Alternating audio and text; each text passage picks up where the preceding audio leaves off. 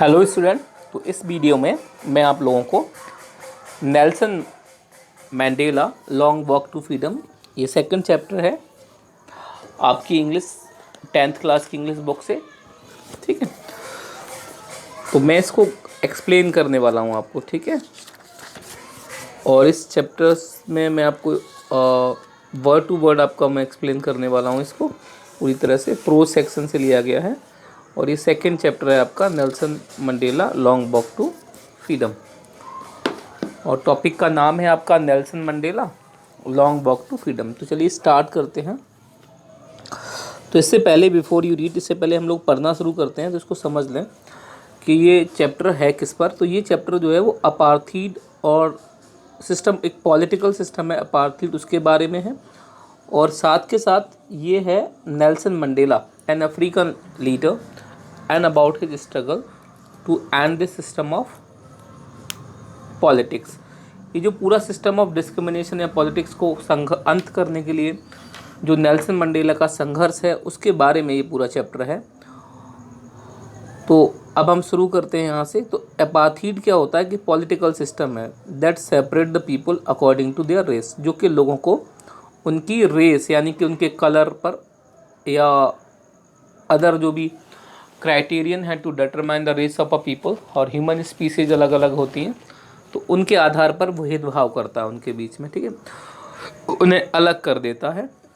अब अच्छा, एक क्वेश्चन आपको किया गया, बोला कैन यू से which of these 3 countries named below had such a political system until very recently. तो आपसे पूछा गया कि इनमें से ऐसा देश कौन सा है इन तीनों देशों में से जिसमें अभी कुछ साल पहले तक इस प्रकार का ये पॉलिटिकल सिस्टम प्रीवेल करता था या वहाँ पर था। तो इसका आंसर है आपका, ऑप्शन है आपके पास United States America, South Africa और ऑस्ट्रेलिया। तो आंसर ऑफ दैट है साउथ अफ्रीका। आगे सेकंड पॉइंट पर इन्होंने बताया, बोला हैव यू, फिर से आपको क्वेश्चन किया गया कि have you heard of Nelson Mandela, क्या आपने नेल्सन मंडेला के बारे में सुना है। तो फिर उन्होंने उसको एक्सप्लेन किया है कि Mandela and his African national Congress जो है spend life time fighting against apartheid, यानी कि उन्होंने अपना पूरा जीवन, जो मंडेला हैं उन्होंने अपना पूरा जीवन ही इस पॉलिटिकल सिस्टम को अफ्रीका से ख़त्म करने के लिए लगा दिया। Mandela had to spend 30 years in the prison, और इस सब में उन्हें 30 साल जेल में बिताने पड़े।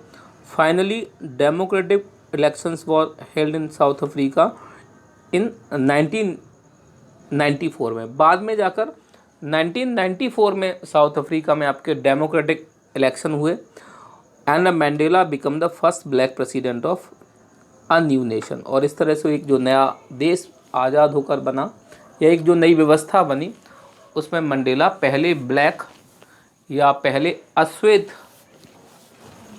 प्रेसिडेंट बने वहाँ पर। ठीक है, in this extract from the autobiography Long Walk to Freedom, Mandela speak about a historical occasion, the inaugurations। ठीक है, अच्छा, ये जो पूरी जो टॉपिक है आपका जो लिया गया है वो मंडेला की आत्मकथा ऑटोबायोग्राफी है जिसका नाम है लॉन्ग वॉक टू फ्रीडम, उससे लिया गया है। और उसमें से एक सेक्शन है मात्र, और उसमें से भी ये सेक्शन जो है वो हिस्टोरिकल ओकेजन ऑफ इनाग्रेशंस की बात करता है। मतलब जब वो सिस्टम ऑफ अपार्थीड वहाँ ख़त्म हुआ और एक नई सरकार बनी तो किस तरह से मंडेला ने जो नई सरकार का उद्घाटन किया वहाँ से इसको लिया गया है। Can you gas what occasions might be. तो आप क्या गैस कर पाएंगे ये कैसा ओकेजन होगा। मैंने एक्सप्लेन कर ही दिया कि ये था वो ओकेजन जब उन्होंने एज अ प्रेसिडेंट वहाँ जाके शपथ ली थी। ठीक है, check your guess with the news items from the BCC of 10th में 1954। अच्छा, आपने जो गैस किया है उससे जुड़ा हुआ एक न्यूज़ आइटम है, आर्टिकल दिया हुआ है, इसको पढ़कर समझ सकते हैं कि ये क्या था। हालांकि ये पूरा कि शपथ ग्रहण समारोह होता है जब भी कोई देश में किसी विशेष पद पर व्यक्ति का चुनाव होता है तो फिर वहाँ उनका शपथ ग्रहण समारोह होता है, उसी को यहाँ इनॉग्रेशन कह के बुलाया गया है। तो ये जो न्यूज़ आर्टिकल्स आप पढ़ सकते हैं, Mandela becomes south Africa first black president, और न्यूज़ आर्टिकल कह रहा है कि मंडेला साउथ अफ्रीका के पहले अश्वेत राष्ट्रपति बने। ठीक है, ब्लैक आप समझ सकते हैं, अश्वेत the people having the black colour, जिन लोगों का, और हैविंग द डार्क स्किन, इनकी स्किन का कलर थोड़ा गहरा होता है, उन्हीं को हम लोग ब्लैक कहते हैं। तो Nelson Mandela has become South Africa first black president after more than 3 century of white rule. तो अफ्रीका के उनके अफ्रीका के प्रेसिडेंट बनने से पहले अफ्रीका में लगभग 3 सेंचुरी तक वाइट रूल था, यानी कि वाइट पीपल्स का government, that means people having the white colour और those having the fair skin, जिनकी फेयर स्किन होती है, साफ रंग होता है, उन लोगों का वहाँ राज्य था ऑलमोस्ट 3 सेंचुरीज, लगभग 300 सालों तक। Mister Mandela's African national Congress, mister Mandela की, अच्छा, अफ्रीकन नेशनल कांग्रेस जो है वो मंडेला की पार्टी का नाम है, one the 252 out of 400 seat, और जब चुनाव हुआ तो इन्होंने टोटल 400 सीट में से 252 सीट्स को जीता था, and the first democratic election of South Africa history. और ये देखा जाए तो ये साउथ अफ्रीका के इतिहास का पहला डेमोक्रेटिक, दैट्स मीन्स लोकतांत्रिक चुनाव था। ठीक है, democratic that's means related to democracy, adjective है, नाउन फॉर्म में डेमोक्रेसी है, और उसी से डेमोक्रेसी से आपका डेमोक्रेटिक बन जाता है। उसके बाद क्या हुआ, अच्छा, जब भी कोई इस तरह से, मैंने अभी बताया कि कोई स्पेशल डिजिग्नेशंस के लिए कोई चुना जाता है तो फिर उसका शपथ ग्रहण समारोह होता है। तो द इनॉग्रेशन सेरेमनी, वही शपथ ग्रहण समारोह जो रहा है, took place in the union buildings amphi theatre, और ये एम्पी थिएटर की यूनियन बिल्डिंग में हुआ, और इन प्रेटोरिया टुडे, और प्रेटोरिया नाम के शहर में हुआ था। ठीक है, अटेंड बाय द पॉलिटिशियन, जिसको बहुत सारे अलग अलग politician and dignitaries, that's means राजदूत या सम्मानित लोगों को डिग्नेटरीज कहा जाता है, तो उन लोगों ने इसको अटेंड किया from the more than 140 countries, लगभग 140 से भी ज़्यादा देशों से अलग अलग पॉलिटिशियन और अलग अलग डिग्नेटरीज वहाँ पर पहुँचे। Never never again will this beautiful land experience the operation of one by another, sad Nelson Mandela in his address. और वहाँ पर जो स्पीच दिया, नेल्सन मंडेला का जो स्पीच था वहाँ पर, उसमें उन्होंने बोला कि आज के बाद इस ब्यूटीफुल अर्थ, मतलब ब्यूटीफुल पीस ऑफ लैंड पर, यानी अफ्रीका में आज के बाद कोई भी व्यक्ति दूसरे का दमन नहीं करेगा। ऑपरेशन होता है दमन करना, यानी उसे सताना या परेशान करना। तो उनका कहने का मतलब था कि आज के बाद इस देश में कोई भी व्यक्ति दूसरे को परेशान नहीं करेगा। Jubilant scenes of the streets of Pretoria followed the ceremony with blacks whites coloured celebrating together. Jubilant that's means is the term से वेरी ब्यूटीफुल से जुड़ा हुआ है, बहुत शानदार, बहुत मनमोहक। तो उसके बाद जब और सड़कों पर, चारों तरफ अफ्रीका की सड़कों पर वाइट और ब्लैक पीपल मिलजुल कर अपनी इस आज़ादी का जश्न मना रहे थे।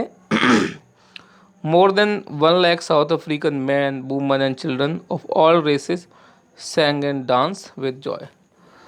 मोर देन 1 लाख बोला है, 1 लाख से भी ज़्यादा साउथ अफ्रीका के लोग, अलग अलग रेस से आने वाले man and women and children, सभी लोग इस पूरे समारोह में दे एक्टिवली पार्टिसिपेट किया उन लोगों ने, और गाना गाया और नृत्य किया, आनंद किया, मतलब दैट्स मीन्स है कि उन्होंने फुली इसको एंजॉय किया। ठीक है, अच्छा, ये एक्टिविटी है, मैं इसको लीव कर दे रहा हूँ, सेकेंड पॉइंट पर हम लोग बढ़ते हैं। ठीक है,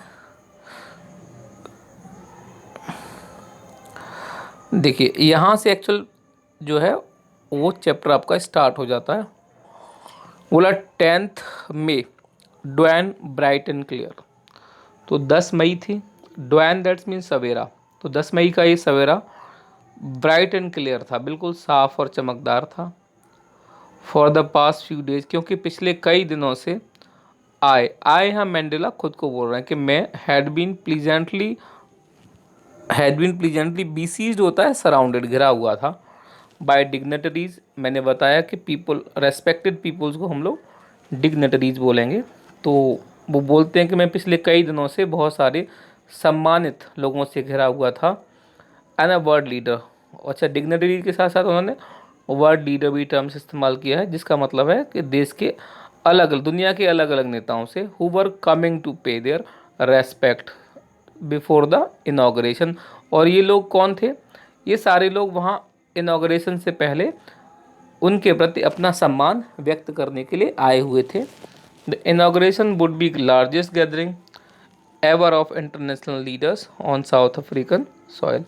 आगे वो बताते हैं कि ये जो इनाग्रेशन होगा वो अफ्रीकन सॉइल पर होने वाला अपने तरह का सबसे बड़ा समारोह होगा, जिसमें इतने सारे इंटरनेशनल लीडर्स भाग लेने वाले थे, यानी कि पीपल और leader from the different countries going to participate. The ceremonies took place in the lovely sandstone amphitheater formed by the Union Buildings in Pretoria। और ये जो इनाग्रेशन की सेरेमनी थी वो आपका एम्पी थिएटर में होने वाली थी। एम्पी थिएटर नाम की एक यूनियन बिल्डिंग्स है, वहाँ होने वाली थी, और प्रेटोरिया नाम के शहर में होने वाली थी। और ये जो एम्पी थिएटर जो बिल्डिंग है, जो थिएटर है, that was made up of the lovely sandstone. ये बहुत सुंदर सैंडस्टोन से बना हुआ था। For decades this had been the seat of the white supremacy and now it was the site of a rainbow gathering of different colour and nations for installation of South Africa first democratic non racial government. अच्छा, वो इसको आगे describe करते लिखते हैं, बोला आज तक तो ये जो जगह थी ये वाइट सुप्रीमेसी का सीट था, यानी कि यहाँ सिर्फ वाइट लोगों का ही राज्य था, वही सुप्रीम थे, बाकी लोगों से श्रेष्ठ थे।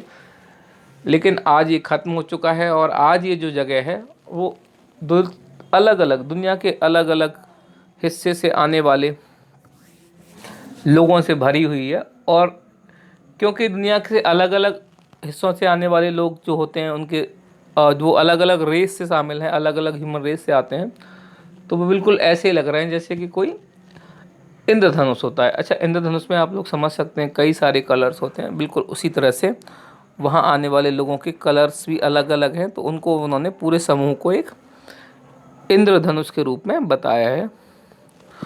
On that lovely autumn day, और उस बहुत प्यारे पतझड़ के मौसम वाले दिन, I was accompanied by my daughter Zenani, और मेरे साथ कौन आया हुआ है? मेरी बेटी Zenani. On the podium, podium होता है जहाँ पर खड़े होकर कोई स्पीकर स्पीच देता है, बात करता है। Mister de Klerk was the first sworn and the second deputy president. तो सबसे पहले जो मिस्टर डी क्लर्क हैं उन्होंने सेकंड डिप्टी प्रेसिडेंट की शपथ ली, यानी उन्होंने सबसे पहले वो थे जिन्होंने शपथ ली। सॉर्न होता है शपथ लेना। देन थैबो मबैकी, उसके बाद थाबो मबैकी दूसरे व्यक्ति थे, sworn as the first deputy president, जिन्होंने के प्रथम डिप्टी प्रेसिडेंट के रूप में शपथ ली। When it was my turn, और जब मेरी बारी आई, I place to obey and uphold the constitution and to devote my self to the wellbeing of the republic and its people. तो जब मेरी बारी, when it was my turn, तो आई प्लेस्ड, मैंने भी शपथ ली, to obey and uphold the constitution, कि मैं कॉन्स्टिट्यूशन जो हमारे अफ्रीका का संविधान है उसका पालन भी करूँगा और हर प्रकार से उसे बनाए रखूँगा। अपहोल्ड से मीन्स है बनाए रखूँगा या उसकी रक्षा करने का प्रयास करूँगा। एंड डिवोट माई सेल्फ, और ख़ुद को पूरी तरह से समर्पित कर दूँगा, टू द वेल बींग, यानी भलाई के लिए, ऑफ द रिपब्लिक, इस देश की भलाई के लिए, एंड इट्स पीपल, और इसके लोगों की भलाई के लिए। To the assembled guest and the watching world I said, और वहाँ जो मेहमान इकट्ठे हुए थे और पूरी दुनिया से जो लोग अपने अपने टेलीविजन्स पर हमें देख रहे थे, उनके लिए मैंने बोला, today all of us do by our presence here, आज हम सब अपनी उपस्थिति में confer glory and hope to new warm liberty, आशा करते हैं कि हमारी जो न्यू वॉर्न लिबर्टी है, हमारी जो नई नई आज़ादी है, ये बहुत आगे तक जाएगी। Out of the experience of an extraordinary human disaster that lasted too long, must be born a society of which all humanity will be proud। और मैं उम्मीद करता हूँ कि जो एक एक्स्ट्रा ऑर्डनरी ह्यूमन डिजास्टर था, यानी कि जो सिस्टम ऑफ अपार्थीड था जिससे हमारे लोग सदियों से परेशान थे, अब वो परेशानी खत्म हुई है और इससे एक नई व्यवस्था का जन्म हुआ है। और ये व्यवस्था और ये समाज सोसाइटी ऐसी होगी जिस पर आने वाले समय में पूरी दुनिया गर्व करेगी, यानी पूरी ह्यूमैनिटी यानी पूरी मानवता को ही इस बात पर गर्व होगा। We who were outlaws not so long ago have today been given the rare privilege to be host to the nation of the world on our own soil। आगे उन्होंने कहा अपना, ये उनके स्पीच का पार्ट है जो स्पीच वो दे रहे हैं। आगे वो बोलते हैं कि वी हम लोग who were outlaws not so long ago, जब बहुत ज़्यादा समय पहले की बात नहीं है जब हम लोग को आउटलॉज से मतलब होता है अपराधी या ऐसे लोग जो सरकार के खिलाफ होते हैं, उनको आउटलॉज में हम लोग टर्म कर लेते हैं। तो मैंडेला कहते हैं कि अब से कुछ समय पहले हम लोग आउटलॉ थे, यानी कि वो अपने आप को बोलते हैं और अपने जैसे बहुत सारे लोगों को आउटलॉज करके कॉल करते हैं। बोला आज हम लोगों को ये मौका मिला है कि हम दुनिया के अलग अलग हिस्सों से आने वाले आउन सॉल यानी अपनी मिट्टी में दुनिया के अलग अलग हिस्सों से आने वाले लोगों को का की होस्ट होता है मेहमानबाजी करना। मेहमानबाजी करना मतलब है मेहमानों का स्वागत करना। कि बोला हमें आज इस दुनिया मतलब ये हमें रेयर प्रिविलेज यानी बहुत बड़ा शानदार मौका मिला है। रेयर होता है कि something which is very difficult to be seen and observe. कुछ चीज़ें जो देखना या जिन्हें पाना बहुत मुश्किल हो जाता है उन्हें रेयर कहते हैं। तो उसको वो एक रेयर ओकेजन कहते हैं कि हमें दुनिया के अलग अलग लोगों को अपनी ज़मीन पर उनका स्वागत करने का मौका मिला है। We thank all of our distinguished international guest for having come to take possession with the people of our country of what is after all a common victory of justice, common victory for justice, for peace, for human dignity। बोला साथ के साथ में उन सभी अपने मेहमानों को डिस्टिंग्विश्ड यानी विशेष बिल्कुल अलग अलग हैं जो भी मेहमान आए हैं, इंटरनेशनल यानी अलग अलग दुनिया के हिस्सों से जो मेहमान आए हैं और आज इस पूरे इनॉग्रेशन सेरेमनी का हिस्सा बने हैं, उसके लिए मैं उन लोगों को भी धन्यवाद देना चाहूँगा। After all a common victory for justice, for piece और फॉर ह्यूमन डिग्निटी, क्योंकि आज हमारे देश ने बहुत बड़े संघर्ष के बाद एक जीत हासिल की है और ये जो जीत थी वो न्याय की थी, पीस, और इसको हमने शांति के लिए हासिल किया, एंड फॉर ह्यूमन डिग्निटी और मानवीय सम्मान के लिए। ह्यूमन डिग्निटी, डिग्निटी यानी हमारा सम्मान, हमारी प्रतिष्ठा, तो मानवीय प्रतिष्ठा के लिए हमने ये जो जीत हासिल की। We have at last achieve our political emancipation, हम लोग अंततः हम लोग अपना राजनीतिक स्वतंत्रता को हासिल कर चुके हैं। इमेनिपेशन यहाँ जो टर्म दिया हुआ है इमेनिसिपेशन, दैट्स मीन्स फ्रीडम, यानी आज़ादी या अधिकार को कहा जाता है। तो फिर अंततः हम लोगों को हमारा अपना राजनीतिक अधिकार मिल चुका है। We pledge our self to liberate all our people from the continuing bondage of poverty, deprivation, suffering, gender and other discrimination. और यहाँ मैं प्रतिज्ञा करता हूँ, प्लेज यानी प्रतिज्ञा करता हूँ कि मैं अपना सर्वश्रेष्ठ करूँगा जिससे कि मैं अपने देश के निवासियों को कुछ बंधनों से, जैसे गरीबी के बंधन से या डेप्रिवेशन से, यानी डेप्रिवेशन से मेरा मतलब है यहाँ डेप्रिवेशन टर्म का मतलब है वंचित होना, यानी कि सुविधाओं से जो हमारे लोग वंचित हैं उन्हें उससे आज़ादी दिला सकूँगा मैं। सफरिंग, जो उन्होंने तकलीफ़ें सही। जेंडर एंड अदर डिस्क्रिमिनेशन, या जेंडर के आधार पर या फिर अन्य किसी भी प्रकार के जो भेदभाव उन्होंने सहे, मैं पूरा प्रयास करूँगा कि उन सबको इन चीज़ों से मुक्त कर सकूँ, उन सबको आज़ाद कर सकूँ। लिबरेट यहाँ मतलब है मुक्त करना, फ्री करना, आज़ाद कर देना। Never never again shall it be this beautiful land will again experience the operation of one by the other। मैं यहाँ उपस्थित सभी लोगों को ये विश्वास दिलाना चाहूँगा, हालांकि यहाँ ये सब नहीं लिखा है, मैं चीज़ें अपनी ओर से ऐड कर रहा हूँ।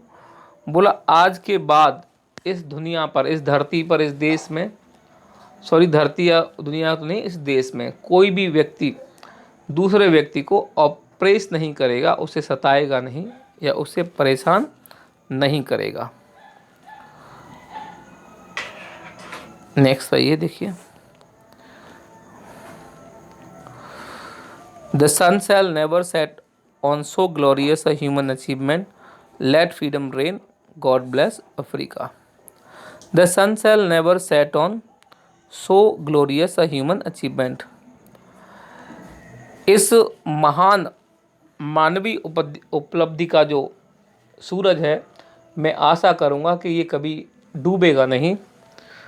लेट फ्रीडम रेन, आओ देश में फ्रीडम यानी आज़ादी का राज रहने दें।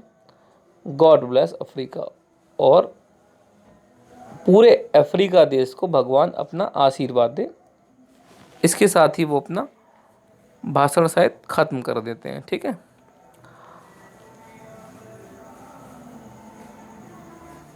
इसके बाद अ फ्यू मोमेंट लेटर, इसके कुछ पलों बाद क्या होता है, we all lifted our eyes in awe as a spectacular array of South African jets, helicopter and troop carriage roared in perfect formation over the Union building. तो थोड़ी देर बाद हम सब ऊपर की ओर देखते हैं सम्मान के साथ, क्योंकि जो अफ्रीकन आर्मी है उसके जो जेट हैं, उसके हेलीकॉप्टर्स हैं, वो बड़े ही तालमेल के साथ वहाँ उड़ते हैं। It was not only a display of pin point precision and military force, but a demonstration of the military's loyalty to democracy, to a new government that had been freely and fairly elected। तो ये केवल army का अपनी क्षमताओं का प्रदर्शन नहीं था, बल्कि साथ ही साथ ये एक प्रकार से आर्मी का ये दिखाना था कि वो आर्मी जो है वो नई जो इलेक्टेड गवर्नमेंट है वहाँ की, उसके प्रति लॉयल है, उसे डेमोक्रेसी पर पूरा भरोसा है, और जो नई सरकार है जो कि फ्रीली, यानी कि जिसको बिना किसी भय के और फेयरली बहुत साफ़ सुथरे तरीके से चुना गया है, वो उसके प्रति पूरी प्रकार से, हर प्रकार से वफादार है। ओनली मोमेंट बिफोर, इससे थोड़े समय पहले ही the highest general of the South African defence force and a police, their chest bedecked with the ribbons and medal from days gone by, saluted me and pledged their loyalty।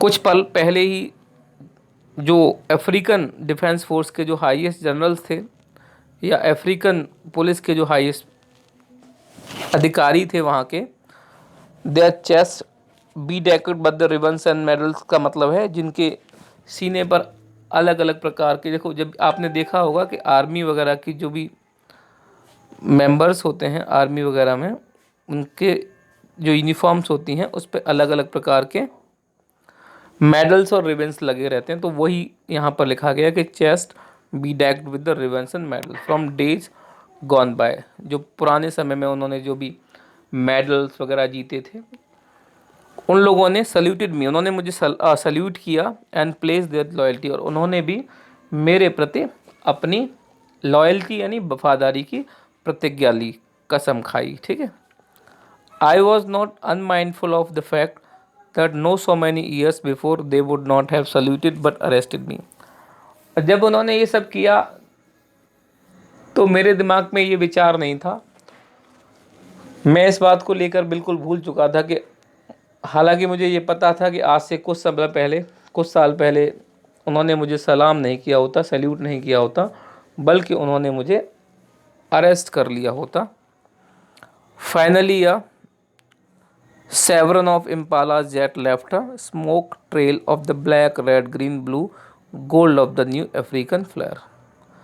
और इस ceremony के समापन की ओर African air force के Impala jets आसमान में उड़ते हुए गए, और उन्होंने अलग अलग रंग का धुआं बिखेरते हुए जो अफ्रीकन का जो नया झंडा था उसको आकाश में बना दिया। ये बिल्कुल वैसा ही है जैसे कभी आपने इंडियन रिपब्लिक डे के समय जो परेड होती है वहाँ पर भारतीय वायुसेना के जो अलग अलग जहाज या जो बेड़े होते हैं वो अलग अलग प्रकार के करतब और प्रदर्शन करते हैं, तो वैसा ही है कुछ। ठीक है। The day was symbolised for me the playing of our two national anthem, और इस दिन हमारे दो नेशनल एंथम्स को गाया गया। And the vision of the white singing the and the vision of white singing the Nkosi Sikelel Africa and black singing Die Stem. और ये दो अलग अलग, हमारा अच्छा नेशनल एंथम एक ही है लेकिन इनके दो अलग अलग हैं। वाइट्स का आपका नकोसी स्काइलल अफ्रीका है और जबकि वो ब्लैक का है Die Stems. The old anthem of the republic, जो कि हमारे रिपब्लिक के पुराने ही गीत हैं, गान जिसे हम कह सकते हैं। Although that day neither group knew the lyric of anthems they once despised, they would soon know the word by heart। हालांकि ब्लैक और वाइट दोनों लोगों ने गाए इन दो अलग अलग नेशनल एंथम्स को, राष्ट्रीय गानों को, लेकिन उस दिन उनमें से ज़्यादातर को गीत के बोल या गान के बोल पता नहीं थे, क्योंकि आज तो वो दोनों साथ मिल मिलकर गा रहे हैं, वाइट और ब्लैक पीपल जो हैं, लेकिन आज से कुछ समय पहले वो इस गीत को साथ मिलके नहीं गा रहे होते बल्कि वो इससे नफ़रत करते, यानी कि वाइट को ब्लैक के गीत से नफ़रत थी और ब्लैक को वाइट वालों के गीत से नफ़रत थी। ऑन द डे ऑफ इनाग्रेशंस, उसी उद्घाटन के दिन, आई वॉज ओवरवेलमेड तो बहुत ज़्यादा इम्प्रेस, मैं बहुत ज़्यादा इम्प्रेस था with a sense of history, इतिहास की एक समझ के साथ। In the first decade of 20th century, 20वीं शताब्दी के पहले दशक में, डिकेड यानी अ पीरियड ऑफ 10 ईयर, 10 साल का जो समय है उसे डिकेड कहा जाता है।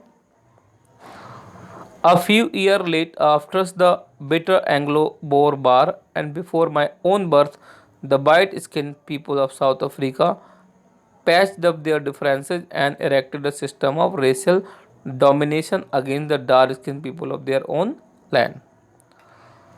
तो मुझे याद है कि 20th सेंचुरी के पहले ही दशक के साथ और उसके कुछ समय के बाद जब एंग्लो वॉर युद्ध हुआ, जो कि शायद मेरे जन्म से पहले की ही बात है, जो अफ्रीका में आए हुए वाइट स्किन लोगों ने क्या किया, अफ्रीकन लोगों के साथ अपने जो डिफरेंसेस थे उनको ज़्यादा बढ़ावा दिया और एक रेशियल डोमिनेशन का सिस्टम खड़ा कर दिया। और ये सिस्टम अफ्रीका के जो डार्क स्किन पीपल थे उनके अगेंस्ट और उनकी ही ज़मीन पर खड़ा किया। The structure they created from the basis of one of the harshest, most inhumane societies the world has ever known। और उन्होंने ये जो स्ट्रक्चर बनाया, इस स्ट्रक्चर की वजह से दुनिया, हमारे देश में एक ऐसा समाज की स्थापना हुई, एक ऐसी सोसाइटी की स्थापना हुई, शायद जो सोसाइटी दुनिया की सबसे ज़्यादा अमानवीय है, मोस्ट इनह्यूमन, हर्सेस्ट यानी बहुत ज़्यादा कड़वाहट भरी थी। Now in the last decade of 20th century, और आज हम 20th सेंचुरी के लास्ट डिके में आ चुके हैं। And my own 8th decade as a man, और मैं स्वयं भी अपने जीवन के 8th डिकेड यानी कि 80वें 8वें मतलब डिकेड से मतलब है 80 साल के आसपास पूरा कर चुका हूँ अपने जीवन की। That system had been overturn, आज उस सिस्टम को ख़त्म कर दिया गया है फॉर एवर, सदा सदा के लिए। And replace by one that recognise the rights and freedom of all people regardless of colour of their skin. और आज जो सरकार है, जो सिस्टम है हमारे देश में, वो ऐसी सरकार है जो सभी लोगों को बराबर अधिकार देगी और उनके कलर, स्किन कलर के बेस पर उनमें कोई भेदभाव नहीं करेगी।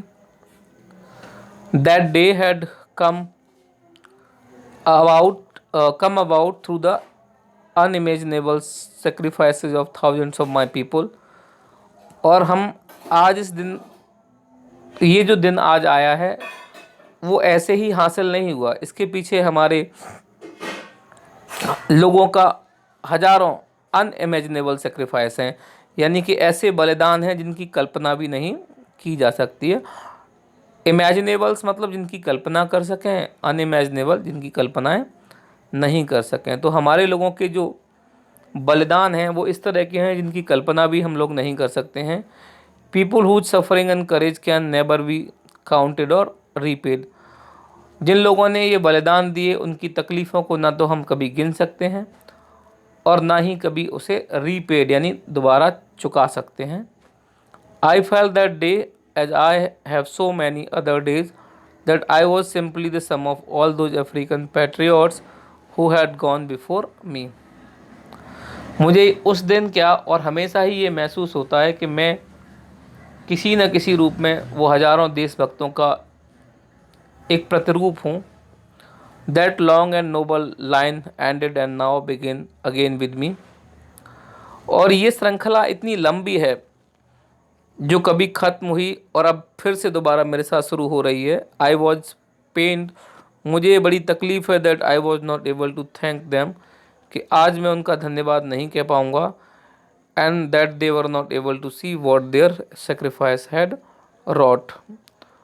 और साथ में मुझे ये भी तकलीफ़ है कि ना तो मैं उनको धन्यवाद कह सकता हूँ और ना ही वो बेचारे आज देख सकते हैं कि उन्होंने जो सेक्रीफाइस जो बलिदान दिए उनका आज परिणाम क्या हुआ है, या उनके इन बलिदानों से देश में क्या बदलाव आए हैं। The policy of apartheid created a deep and lasting bond in my country and my people.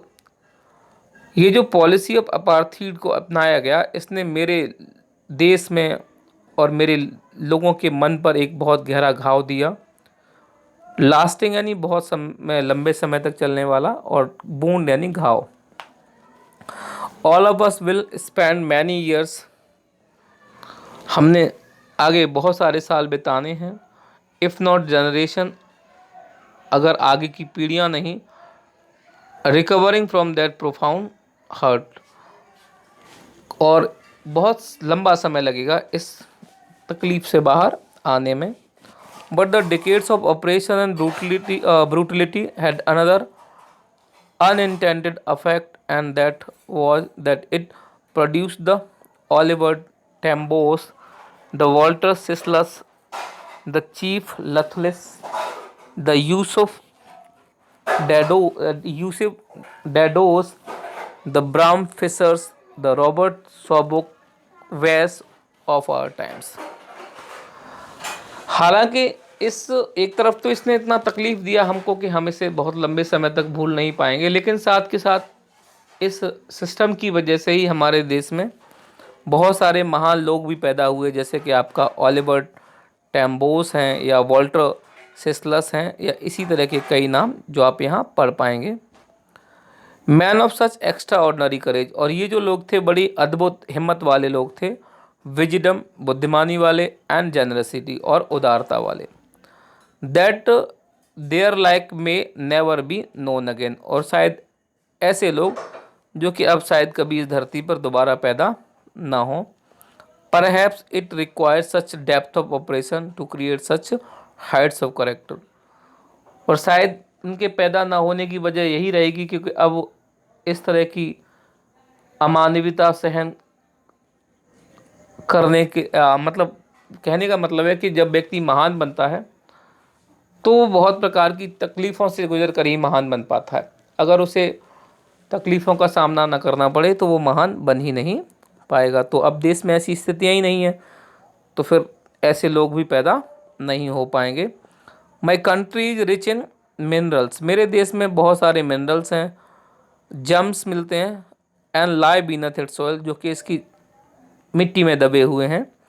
But I have always known that it's greatest wealth is people, लेकिन मुझे तो लगता है कि मेरे देश की जो वास्तविक संपदा, वास्तविक धन है वो इसके लोग हैं। फाइनर एंड ट्रूअर, बहुत अच्छे, बहुत सच्चे, देन प्योरेस्ट डायमंड, वो किसी भी प्रकार के हीरों से भी ज़्यादा कीमती। It is from these comrade in the struggle that I learn the meaning of courage, और इन्हीं साथियों से, संघर्ष के इन साथियों से ही मैंने सीखा कि साहस क्या होता है, करेज क्या है, हिम्मत क्या होती है। कामरेड यानी साथी होते हैं आपके, ठीक है। Time and again, time and again, समय के साथ और बार बार, I have seen man and woman risk and give their life for an idea. मैं बहुत से लोगों से और महिलाओं से, पुरुषों से मिला जिन्होंने एक विचार के लिए अपने जीवन को बलिदान कर लिया। I have seen man stand up to attacks and torture without breaking. मैंने उन लोगों को भी देखा इन सालों में जो किसी भी प्रकार के हमले और टॉर्चर, अत्याचार का सामना करते रहे, एंड विदाउट ब्रेकिंग, बिना टूटे, showing a strength and resilience. और उन्होंने बहुत शक्ति और रेजिलियंस यानी प्रतिशोध का, सॉरी, रेजिलियंस यानी प्रतिशोध नहीं एग्जैक्ट वर्ड होगा। रेजिलियंस मतलब कि, रेजिलियंस से मतलब है कैपेबल ऑफ हैंडलिंग चेंजेस, यानी जीवन में जो अलग अलग परिस्थितियां होती हैं उन्हें सहन करने की शक्ति को कहा जाता है, तो सहन शक्ति कह सकते हैं। दैट डिफाइज द इमेजिनेशन, और ये सहन शक्ति और उनकी जो ताकत है शायद मेरे कल्पना से भी परे है। आई लर्न, मैंने ये भी सीखा that courage was not the absence of fear, कि करेज का मतलब ये नहीं है कि आपको डर नहीं लगता, but the triumph over it, बल्कि मुझे लगता है करेज का मतलब है डर पर जो जीत आप हासिल करते हैं। डर तो लगता है, लेकिन डर पर आपकी जो जीत है वही करेज यानी साहस है। The brave man is not who he who does not feel afraid but he who conquest that fear. मेरे हिसाब से बहादुर व्यक्ति वो नहीं है जिसे डर नहीं लगता, बल्कि बहादुर वो है जो इस डर को जीत लेता है। No one is born hating another person because of colour of his skin. जहाँ तक मैं समझता हूँ कोई भी व्यक्ति जन्म से ही दूसरे व्यक्ति को उसके स्किन के कलर पर उससे नफरत नहीं करता है, और हिज बैकग्राउंड और हिज रिलीजन, या फिर उसके बैकग्राउंड, उसकी जो पृष्ठभूमि है या उसके धर्म के आधार पर एक व्यक्ति दूसरे से नफरत नहीं करता होता। आपने देखा होगा बहुत सारे, आप समझ पा रहे हो इस पूरे विचार को, कि जब किसी का जन्म होता है एक बच्चे के रूप में, व्यक्ति ना जाति के विभेद जानता है, ना रंग के, ना धर्म के, यानी बच्चे एक दूसरे से किसी भी प्रकार से विभेद नहीं करते हैं, एक दूसरे से किसी भी प्रकार से भेदभाव नहीं करते हैं। People must learn to hate, बल्कि लोग तो प्रेम ही जानते हैं, लेकिन उन्हें नफरत करना सिखा दिया जाता है या उन्हें वो सीखना पड़ता है। And if they can learn to hate, और अगर व्यक्ति नफरत करना सीख सकते हैं, they can be taught to love, तो उन्हें प्रेम करना भी सिखाया जा सकता है। For love comes more naturally to the human heart than its opposite, क्योंकि मनुष्य के हृदय में प्रेम ज़्यादा आसानी से पैदा होता है। इसके विपरीत जो शब्द है घृणा की अपेक्षा, घृणा की अपेक्षा। Even in the grimmest times in prison, यहाँ तक कि जेल के सबसे कठिन समय में भी, when my comrades and I were punish to our limit, push to our limit, जब मेरे साथियों और मुझे हर प्रकार की यातनाओं का सामना करना पड़ा, I would see a glimmer of humanity in one of the guard, तो जेल का एक गार्ड था, उसके मन में मुझे कहीं ना कहीं ग्लिमर ऑफ ह्यूमैनिटी, मानवता की एक झलक दिखाई देती थी। Perhaps just for a second, शायद कुछ ही पल के लिए, बट इट वॉज, शायद कुछ ही पल के लिए, लेकिन it was enough to reassure me and keep me going. कुछ थोड़ी सी मानवता से ही मेरे मन को एक विश्वास हो जाता था और मैं आगे बढ़ने के लिए खुद को तैयार कर पाता था। Man's goodness is a flame that can be hidden but never extinguished. वास्तविक अर्थों में देखा जाए तो मनुष्य की जो अच्छाई है वो एक प्रकार की मसाल है जिसको छिपाया तो जा सकता है लेकिन कभी भी बुझाया नहीं जा सकता है। एक्सटिंग्विश होता है बुझाना। In every man has twin obligation in life, every man has twin obligation. आगे लिखते हैं मंडेला कि व्यक्ति के जीवन में दो प्रकार के ऑब्लिगेशन होते हैं, यानी कि बंधन होते हैं या कर्म या कार्य होते हैं। ऑब्लिगेशन टू हिज फैमिली, अपने परिवार के प्रति कार्य या जिम्मेदारियां, ऑब्लिगेशन को या जिम्मेदारियों से भी जोड़ सकते हैं आप लोग। टू हिज पेरेंट्स, अपने माता पिता के प्रति उसकी जिम्मेदारियाँ। To his wife and children, अपने बच्चे और पत्नी के प्रति उसकी जिम्मेदारियाँ। And he has an obligation to his people, इसके अलावा उसका एक और जिम्मेदारी है टू हिज पीपल, अपने लोगों के प्रति उसकी जिम्मेदारी। हिज कम्युनिटी, अपने समाज के प्रति उसकी जिम्मेदारी, समुदाय के प्रति उसकी जिम्मेदारी। हिज कंट्री, अपने देश के प्रति उसकी जिम्मेदारी या obligation. In a civil and human society each man is able to fulfil those obligation according to his own inclination and abilities. एक सभ्य और मानवीय समाज में हर व्यक्ति अपने इच्छाओं के अनुरूप इन जिम्मेदारियों को पूरा करता है और अपनी योग्यताओं के अनुरूप। इंक्लाइनेशन यानी लगाव के अनुरूप, और एबिलिटीज अपनी योग्यताओं के अनुरूप या अनुसार। But in a country like South Africa it was almost impossible for a man of my birth and colour to fulfil both of these obligation. लेकिन अफ्रीका जैसे देश में, और स्पेशली एक ऐसे व्यक्ति के लिए जो कि जन्म से ही अश्वेत हो, दोनों प्रकार की जिम्मेदारियों को पूरा करना लगभग असंभव कार्य था।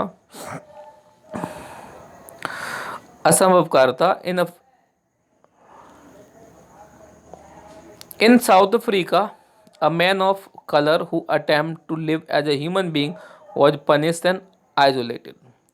जबकि साउथ अफ्रीका में क्या हो रहा था, एक ऐसा व्यक्ति जो अश्वेत है और जो एक मानव की तरह जीवन जीना चाहता था, उसे पनिश किया जाता था, उसे सज़ा दी जाती थी, एंड आइसोलेटेड, और उसे दुनिया से अलग थलग कर दिया जाता था।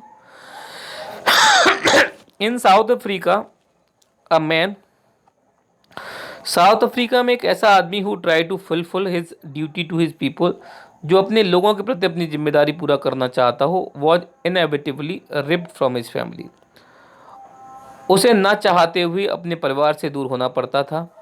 एंड हिज होम, और अपने घर से। And was force to live life apart, और बेचारे को अलग थलग जीवन जीना पड़ता था। A twilight existence of secrecy and rebellion, और हकीकत में देखा जाए तो उसे एक रहस्यमय और विद्रोही का जीवन जीना पड़ता था। सीक्रेसी यानी कि रहस्य में जाकर छिप करके, और रिवेलियन यानी विद्रोही। तो I did not in the beginning choose to place my people above my family. शुरुआत में मैंने अपने परिवार से ऊपर अपने लोगों को नहीं रखा।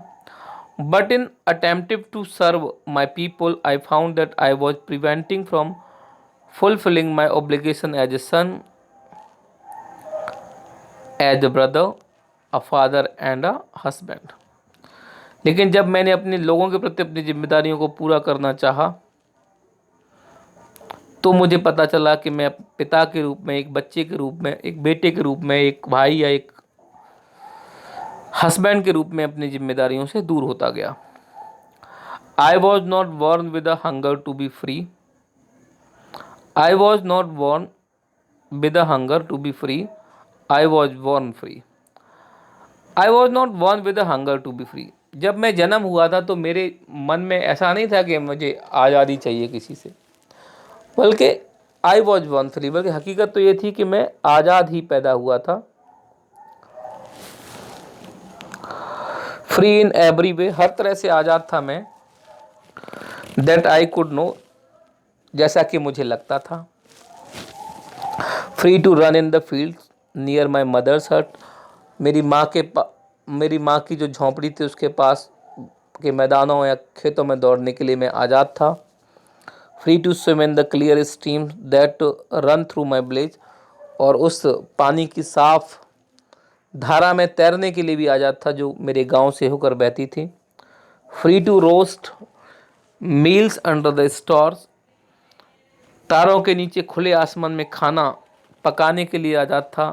And ride the broad back of slow moving bulls, और किसी भी धीमे धीमे से आगे बढ़ते भैंस या बुल की पीठ पर सवारी करने के लिए आज़ाद था। As long as I obeyed my father and abided by the custom of my tribe, I was not troubled by the laws of man और गॉड। क्योंकि एक बच्चे के रूप में जब तक मैं अपने माँ या अपने पिता की आज्ञा को मानता था, तब तक मुझे मनुष्य के द्वारा या ईश्वर के बनाए किसी भी नियम के पालन की कोई आवश्यकता नहीं थी, या मुझे उनसे किसी भी प्रकार का भय नहीं था। It was only when I began to learn that my boyhood freedom was an illusion. लेकिन जब मैं थोड़ा बड़ा हुआ तब मुझे मालूम पड़ा कि बॉयहुड की जो मेरी आज़ादी थी, एक बच्चे के रूप में जिसे मैं आज़ादी समझता था, दैट वॉज एन इल्यूजन, वो तो मेरा एक भ्रम था। इल्यूजन मतलब भ्रम, यानी कोई ऐसी चीज़ जो लगता है कि है लेकिन होती नहीं है। When discovered as a young man that my freedom had already been taken from me. और जब मैं एक युवक नवयुवक के रूप में थोड़ा बड़ा हुआ तो मुझे पता चला कि मुझसे मेरी आज़ादी तो पहले ही छीन ली गई है। That I begin to hunger for it, और तब मेरे मन में आज़ादी के लिए भूख जागने लगी। यानी तब मुझे लगा कि हाँ, मुझे आज़ादी चाहिएगा। एक बालक के रूप में मुझे लगता ही नहीं था कि मुझे मेरे पास आज़ादी नहीं है। At first as a student I wanted freedom only for my self. जब मैं एक विद्यार्थी था तो विद्यार्थी के रूप में मैं केवल अपने लिए आज़ादी चाहता था। The transition freedoms for being able to stay out of night, खासतौर पर एक ट्रांजिशनरी फ्रीडम, एक ट्रांजिशन से मतलब है कि एक टेम्पररी, यानी कुछ पल की ही आज़ादी। और वो आज़ादी थी कि मुझे अगर मैं रात को बाहर रुकना चाहूँ तो मुझे रुकने दिया जाए। Read what I please and go where I choose, मुझे वो पढ़ने दिया जाए जो मुझे अच्छा लगता है, या मुझे वहाँ जाने दिया जाए जहाँ मैं जाना चाहता हूँ। बाद में later as a young man in Johannesburg, जब मैं जोहान्सबर्ग में एक नवयुवक के रूप में बड़ा हुआ, I yearn for the basic and honourable freedoms of achieving my potential, of earning my keep, of marrying and having a family. तब मेरे लिए आज़ादी के मायने फिर से बदल गए। अब आज़ादी से मेरा मतलब था कि मैं अपनी योग्यता का सही इस्तेमाल कर सकूं। पोटेंशियल होता है योग्यता। मैं अपने रख रखाव के लिए, अर्निंग माई कीप से मतलब है अपना खर्चा चला सकूं, इतना पैसा कमा सकूं। ऑफ मैरिंग, मुझे शादी करने का शादी कर सकूं। एंड हैविंग अ फैमिली, और एक परिवार, मेरा भी एक परिवार हो। The freedom not to be obstructed in a lawful life. और इस तरह से मैं अगर देखा जाए तो एक लॉफुल लाइफ जीने के लिए आज़ादी कोई बहुत बड़ी आवश्यकता नहीं थी। That freedom not to be obstructed in a lawful life, और ये सब करने की आज़ादी एक लॉफुल लाइफ में होती ही है, इससे कोई दिक्कत होने वाली नहीं थी। But then I slowly saw that not only was I not free, but my brothers and sister were not free. लेकिन तब मुझे ये महसूस हुआ जब मैं युवा हुआ कि ऐसा नहीं था कि सिर्फ मेरी ही आज़ादी छीनी गई थी। मुझे लगा कि मेरे जैसे जो मेरे भाई बहन हैं वो भी आज़ाद नहीं थे। I saw that it was not just my freedom that was cartel. मुझे महसूस हुआ कि केवल मेरी ही आज़ादी को नहीं कुछ दबाया, कर्टेल होता है दबाना या कुचलना, but the freedom of every one who look like I did. बल्कि मुझे लगा कि सिर्फ मेरी नहीं बल्कि मेरे जैसे दिखने वाले हर व्यक्ति की आज़ादी उससे छीन ली गई थी। That is when I join the African national Congress. तब मैंने अफ्रीकन नेशनल कांग्रेस में हिस्सा लिया, या उसमें प्रतिभाग किया, या उसको ज्वाइन कर लिया। And that is when the hunger for my own freedom became the greater hunger for the freedom of my people. और तब मेरी आज़ादी की भूख अब मेरी नहीं थी, बल्कि मेरे लोगों के लिए मेरी आज़ादी की भूख जो थी वो मेरे लोगों के लिए आज़ादी की भूख में बदल चुकी थी। It was the desire for the freedom for my people to live their life with dignity and self respect. अभी एक ऐसी इच्छा बन चुकी थी जिसमें मैं चाहता था कि मेरे लोगों के पास इतनी आज़ादी हो कि वो सम्मान से अपना जीवन जी सकें।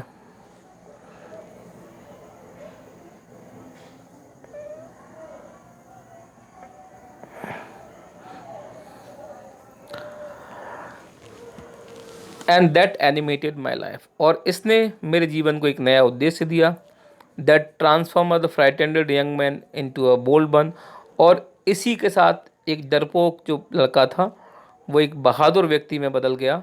That drove a law abiding attorney to become a criminal, और इस आज़ादी की सी भूख ने मुझे एक लॉ अवाइडिंग अटर्नी यानी कि कानून के मानने वाले व्यक्ति से एक क्रिमिनल में बदल दिया। That turn a family loving husband to a man without a home, और इसी ने एक फैमिली लविंग हस्बैंड को एक मैन विदाउट होम यानी कि एक ऐसे व्यक्ति में बदल दिया जिसका कोई घर नहीं था। That force a life loving man to live like a monk, और इस मेरी आज़ादी की भूख ने एक जीवन को प्रेम करने वाले व्यक्ति को एक ऐसा व्यक्ति बना दिया जो कि साधु की तरह अपना जीवन बिता रहा था।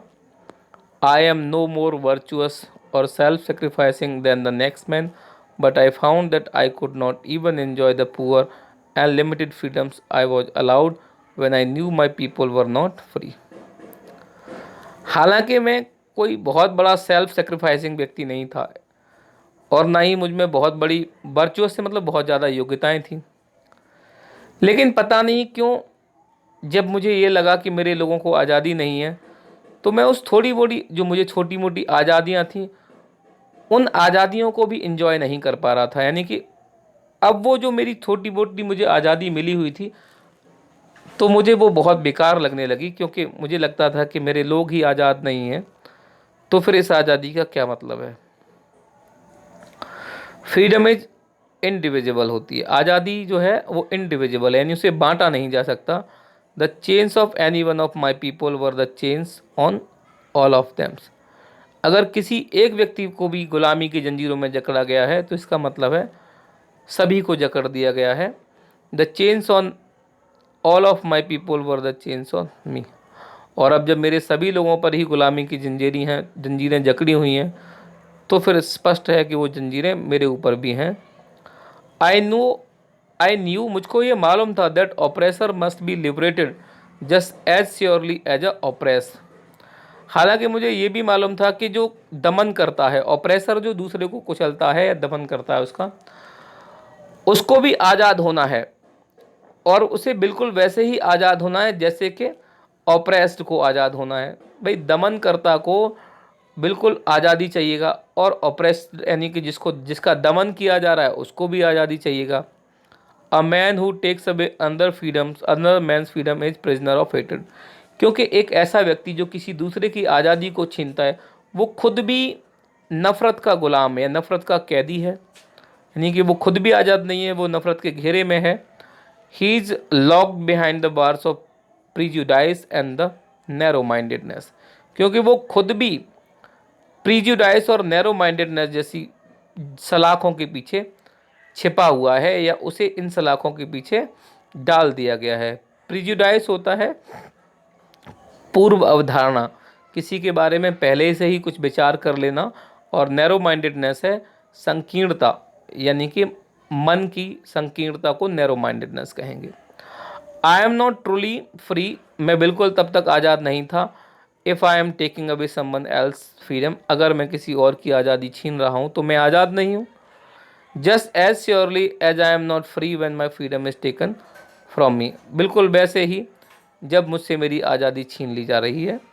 The oppressed and oppressor alike are robbed of their humanity, अगर देखा जाए तो जो ऑपरेस्ड है यानी जो शोषित है, जिसका दमन किया जा रहा है, एंड द ऑपरेसर जो उसका दमन कर रहा है, उसे परेशान कर रहा है, वो दोनों ही क्या हैं, they are robbed of their humanity, उन दोनों से ही उनकी मानवता को छीन लिया गया है।